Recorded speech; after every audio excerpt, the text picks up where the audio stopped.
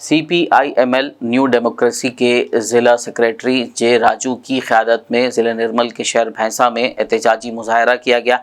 भैंसा RDO office के सामने धरना देते हुए हुकूमत की तरफ से दी गई अराजी पर गैर कानूनी पट्टेजात को मनसूख करते हुए गरीबों के लिए डबल बेडरूम बनाने का मुतालबा किया गया। इस मौके पर एक याददाश्त RDO के हवाले की गई। एहतजाजी कायदीन और देहातियों ने गैर कानूनी रजिस्ट्रेशन करने वाले रेवेन्यू स्टाफ के खिलाफ कार्रवाई करने और रजिस्ट्रेशन को मनसूख करते हुए अराजी को गरीबों के हवाले करने का पुरजोर मुतालबा किया। नाज़रीन आदाब, आज हम बात कर रहे हैं भैंसा मंडल हेमपोली गांव की, जो आज से 40 साल पहले जो गवर्नमेंट से इस गांव वालों को पट्टा इशू किया गया और उस डबल बेडरूम का काम भी चालू किया गया। आधे काम से ही कॉन्ट्रैक्टर काम रोक दे के यहाँ से उस गांव से चला गया, मगर जो जो जगह जिस मालिक की थी, आज उसका उसका पोतरा उस जगह को कब्जा करने की कोशिश में नया पट्टा बना लिया। ये सारे गांव वाले परेशान हैं और कह रहे हैं कि भाई ये पट्टा हमको आज से 40 साल पहले गडना के दौर में जो एमएलए थे, जो विठल रेड्डी के वालिद साहब जो थे गडना, आज से 40 साल पहले उनके दौर में उनको पट्टा इशू किया गया था। मगर वो पट्टा घर आधे सब गाँव के घर पूरे आधे तामीर होने के बाद उस कॉन्ट्रैक्टर ने वहां से भाग गया, गायब हो गया। वो लोगों के काम, घरों के काम रुके, मगर उस काम को रोकने के बाद जो इनका जो जो जो जगह थी जिसका मालिक है, उसका पोतरा उस जगह को फिर से कब्जा करने की कोशिश किया और सारे गाँव को वहां से निकालने की कोशिश में सारे गाँव वाले आज RDO के सामने आके धरना करे और उनसे पूछेंगे कि उनकी डिमांड क्या है और उनकी सरकार से डिमांड क्या है और ये क्या कहना चाहते हैं। सर, आपका BBN न्यूज में खैर मकदम करते हैं। सर बताइए, सर आपको क्या प्रॉब्लम है, बताइए। मेरा नाम साईनाथ अम्बेडकर है, हमपोली निवासी हूँ मैं। सर वहाँ पे 83 में पट्टा इशू किया गया है, 44 पट्टा है वहाँ पे। तो वहाँ पे कॉन्ट्रैक्टर ने जो बेसमेंट लेवल कहीं घरों रूफ लेवल तक बना चुका था, तो वो भाग गए वहाँ से। वो जितना भी फ्रॉड हुआ वो घर में हुआ, घर बांधकाम में हुआ, लेकिन जो भी जमीन लिए, जमीन पूरा कैश देने के बाद ही वो जमीन वो आपका ये मतलब है कि जो जमीन खरीदे आप पूरा कैश दे के खरीदे, कैश दे के खरीदने के बाद आपको पट्टा बनाया गया, पट्टा बना के सबको इस गांव को तस्लीम किया गया, मगर वो लोग उसका जो आदमी जो है फिर से कब्जा करने की उसको कोशिश, फिर से वो इलीगल में डॉक्यूमेंट डूब डॉक्यूमेंट दिखा के ये डिपार्टमेंट को गैर कानून से वो पट्टा ये कर लिया सर। हाँ सर। आप MLA साहब के पास गए थे, उसके बाद में इसके बारे में कुछ बोले? विठल रेड्डी साहब आपको MLA साहब क्या बोले, बोलिए।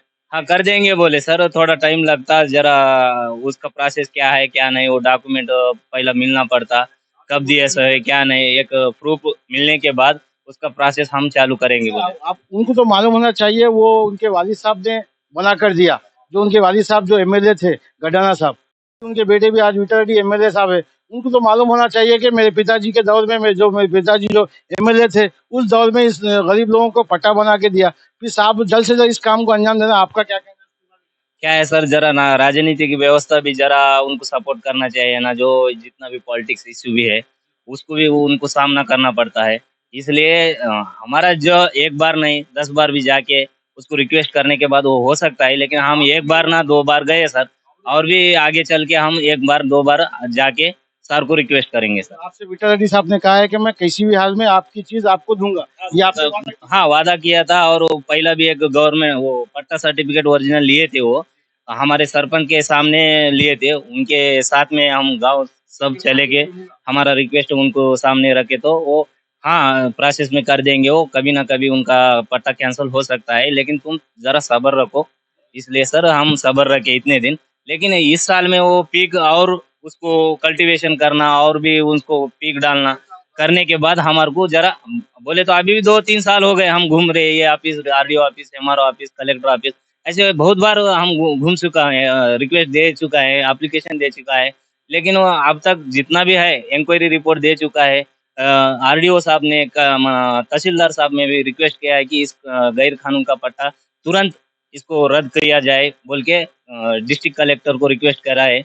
वो उसके हिसाब से अब प्रोसेस में चल रहा है, लेकिन वो कल्टीवेशन करने के बाद अभी तक हम इस और एक बार RDO सर को हम रिक्वेस्ट कर रहे हैं सर आज कार्यकर्ता, और उनसे भी तफसील में मालूमात करेंगे और उनसे तेलुगु में मालूमात करेंगे कि उनकी राय क्या है। సార్ आप बताइए सर ఇది ప్రాబ్లం ఇది ఏమైంది సార్ ఇది ప్రాబ్లం దీనికోసం ప్రాబ్లం ఉంది సార్ ఇది పట్టా ఓలోకి ఇచ్చిన సార్ నీకు పట్టా సార్ చెప్పండి సార్ 1983 సంవత్సరంలో వరదలు వచ్చిన సందర్భంలో బైన్సా మండలం హంపోలి గ్రామానికి సంబంధించి 44 మంది ఎస్సీ ఎస్టీ బీసీలకు ఎవరైతే ఇండ్లు మునిగిపోయినాయో వాళ్లకు ప్రభుత్వం కొని పట్టా ఇచ్చింది, ఇండ్లు కట్టి ఇచ్చింది. ఆ ఇండ్లు పూర్తి కాకపోవడంతో ఇండ్లలోకి ప్రజలు పోలేదు. కానీ ఆ భూమి అమ్మిన మనవడు ఈరోజు ధరణిని ఆసరా చేసుకొని దొంగ పట్టా చేయించుకోవడం అనేది జరిగింది. పట్టా చేసుకొని ఇండ్లు కట్టిన ఇండ్లను కూడా కూలగొట్టిండ్రు. అలాగే మొత్తం బావి తవ్విండ్రు, ఆ బావిని కూలగొట్టిండ్రు, మొత్తం పూడ్చి పడేయడం అనేది జరిగింది. ఎవరైతే అప్పుడు 83ల 44 మందికి పట్టాలు ఇస్తే ఈ రోజు ఆ 44 కాదు, ఊర్లో ఒక్క ఇంట్లో 3-4 కుటుంబాలు ఒకటే ఇంట్లో ఉంటున్నాయి. బాగా బాధలతోటి పిల్లలైనరు అట్లా చాలా ఇబ్బంది పడుతున్నారు. గ్రామంలో ఒక వ్యక్తి కబ్జా చేసిండ్రు కాబట్టి దీన్ని తక్షణం ఆ పట్టా ఏదైతే అక్రమంగా అయిందో అది దొంగ పట్టా అయింది. దొంగ పట్టాను క్యాన్సిల్ చేయాలా, చేసి మళ్ళీ వీళ్లకు ఆ భూమిలా పట్టా ఇండ్ల పట్టాలు ఇవ్వాలా, డబుల్ బెడ్రూమ్ ఇండ్లు కట్టి ఇవ్వాలని చెప్పేసి మేము సిపిఐఎంఎల్ న్యూ డెమోక్రసీ పార్టీ తరఫున మేము డిమాండ్ చేస్తా ఉన్నాం. सर ये थे जो आपको बताएं, ये आखिर ऐसी गवर्नमेंट में हो रहा क्या जो गवर्नमेंट ने उन सारे गांव को बनाकर पट्टा दिया मगर आया जा रहा इस ऐसा ऐसा चलेगा क्यों, ऐसा चल रहा क्यों, आखिर वजह क्या है, हुकूमत क्या कर रही, ये पब्लिक का डिमांड है. हुकूमत तो सारे गांव को जो पट्टा बना के दिए, सारे गांव को आधा आधा कंप्लीट घर बना दिए, वो कॉन्ट्रैक्टर भागने के बाद फिर वही जमीन का दूसरा पट्टा बनाया जाता.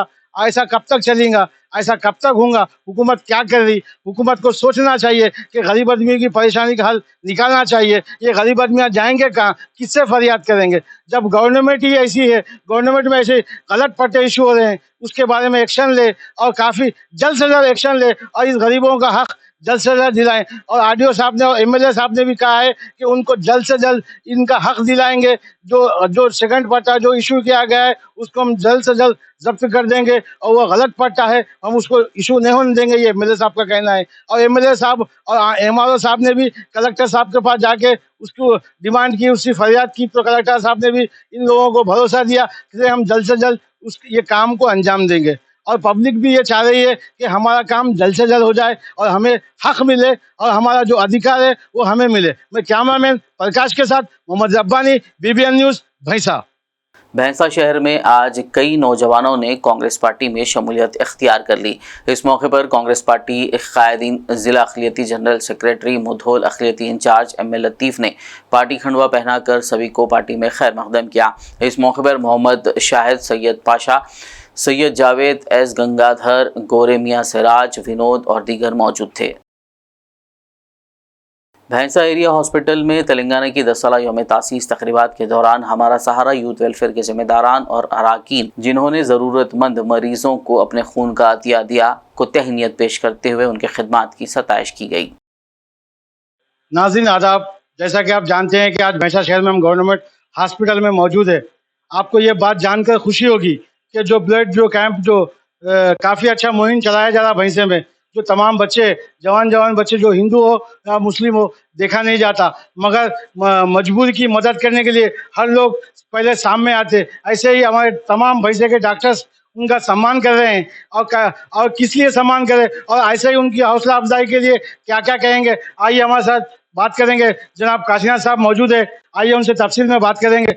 ये हमारे सुपरवाइजर भैंसे के काशीनाथ साहब, आइए उनसे तफसील में बात करेंगे और उनसे पूछेंगे कि इस बच्चों को क्या कहना चाहेंगे. सर आपका बीबीएन न्यूज़ में खैर मकदम करते हैं. सर बताइए सर, ये बच्चों का काम जो काबिल तारीफ है, काफ़ी अच्छा काम हो रहा है, जो गरीब लोगों की मदद कर रहे हैं और भैंसे में भैंसा मुदल ताल्लुक़ में भी जो काम हो रहा है काफ़ी अच्छा है, उनके बारे में क्या बोलेंगे आप बताइए. आज बहुत खुशी की बात है. क्यों बोला तो ये जो भैंसा में जो अभी हॉस्पिटल्स जो है डेवलप हो रहे, ये आज हो रहे बोले तो इनका मेन रीज़न ये जो ब्लड डोनर्स है उनका वजह से. क्यों बोला तो हमारे को कुछ बड़ा ऑपरेशन करना एक सीरियस केस को पकड़ना बोले तो कंपलसरी ब्लड का जरूरत है। ये जो यूथ बच्चे हैं आके इमरजेंसी में इन्हें ब्लड दे रहे हैं, तो इसके वजह से क्या हो रहा है, अपन को रेगुलर जो इमरजेंसी केसेस है उसको अपन अटेंड कर रहे हैं और पेशेंट्स को जो सीरियस केस मरने वाले हैं उसको अपन बचा सकते हैं। तो इसका मतलब ये है सर, ये जो बच्चे जो ब्लड दे रहे काफी अच्छा, जो उन्होंने हिंदू नहीं देख रहे, मुस्लिम नहीं देख रहे, उनका काम इंसानियत है, जो उन्होंने काफी अच्छा काम कर रहे। इन बच्चों के लिए, इस हौसला अफजाई के लिए क्या कहेंगे आप? इन बच्चों को क्या बोलेंगे कि आगे भी ऐसा ही कुछ काम करे? उसके बारे में कुछ बच्चों को बोलेंगे? यह बहुत खुशी की बात है, क्यों बोला तो इन सबको देख के और जो यूथ जो बच्चे हैं वो उनको एग्जाम्पल लेके उन्हें आगे आएंगे, और ये इन्हें इसमें से नहीं, इसके पहले भी इन्हें मेडिकल कैंप्स में भी कंडक्ट करे, और ये सोशल सर्विस में भी बहुत एक्टिव है। कभी भी किधर तो भी जो बड़े आदमी रहते, बुढ़े रहते, छोटे बच्चे रहते, अनाथ रहते, उनके ऑपरेशन के लिए भी इन्हें सब जने मिलके हेल्प करके बहुत बड़ा हेल्प कर रहे हैं। ये बहुत वेरी, ये सबको एक एग्जाम्पल है, इनको देख के सब जने इनके रास्ते पे जाने के लिए कहता हूँ मैं।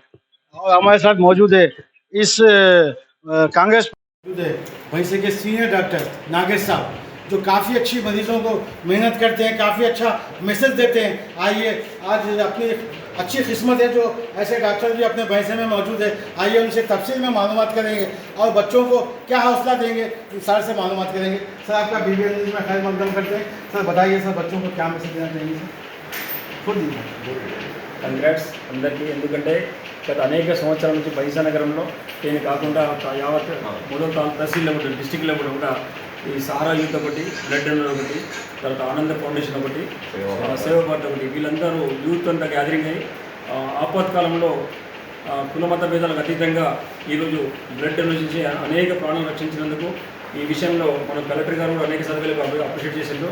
నేను స్పెషల్గా వాళ్ళకి అభినందిస్తున్నాను. బ్లడ్ డొనేషన్ డే సందర్భంగా వాళ్ళందరూ చల్లగా ఉండాలి, వాళ్ళ కుటుంబ సభ్యులు వాళ్ళు చేస్తున్న వృత్తిలో కూడా మంచి వాళ్ళకు భగవంతుడు సపోర్ట్ చేయాలనుకుంటున్నారు. ఇలాంటి ఈ వ్యక్తులకు అందరూ యూత్ అంతా సపోర్ట్ చేసి వీళ్ళు రాబోయే తరం స్ఫూర్తిదాతలు. గతంలో ఎన్నడూ లేని విధంగా ఈ 4-5 ఇయర్స్ నుంచి నిజంగా ప్రతి ఒక్కరి నోట్ల నుంచి వెళ్తున్నాడు. నిస్వార్థ భావంతో ఎవరు సొంత కొడుకులే ఇవ్వని వాళ్ళ బ్లడ్ అన్నదమ్ములే ఇస్తలేరు.